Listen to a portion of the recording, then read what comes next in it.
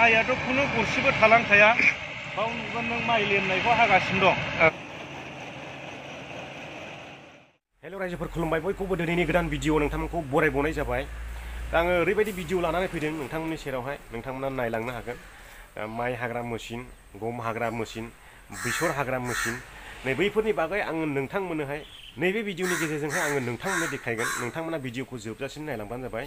आरो नोंथांमोनाबो बेफोरबायदि गम, बेसर आबाद, माइ आबाद हाहोनो गोसो दङब्ला हाहोनो हागोन। बिथांमोनजों कन्टेक्ट लानानै बिथांमोना गावसिनि कन्टेक्ट नाम्बारखौबो खिन्थादों।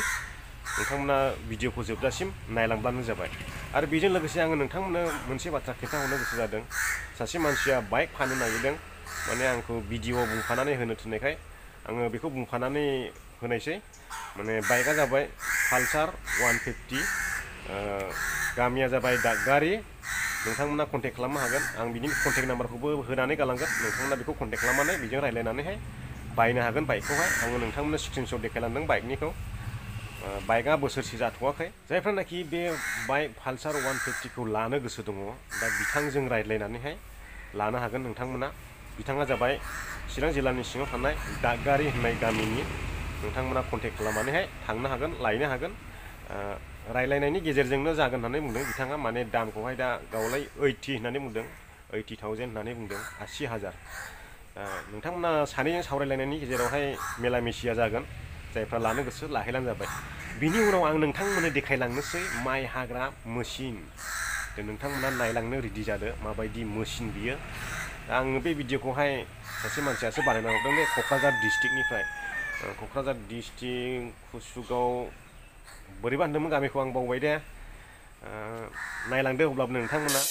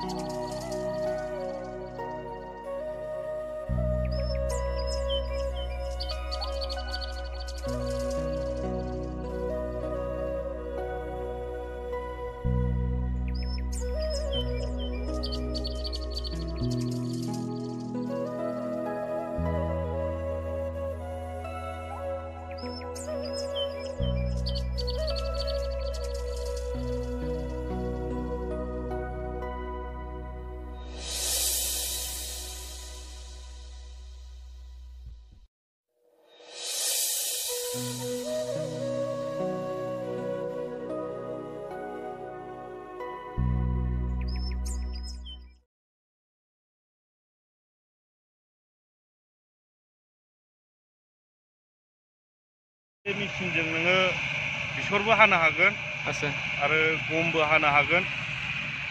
ओमफ्राय बे मोनथामा जागोन आरो। दा बे मेसिननि प्रफिटआ जाहैबाय बांसिन पाब्लिकनि बहुद सुबिदा। थ' नोङो आजिखालि माइ बिगासे हानो थाङोब्ला जायगा बाय जायगा बबेबा जायगायावहाय नों बिगासेयाव 1200, 1500 बेफोरबायदि गोग्लैहैयो थोंजों हानायावनो।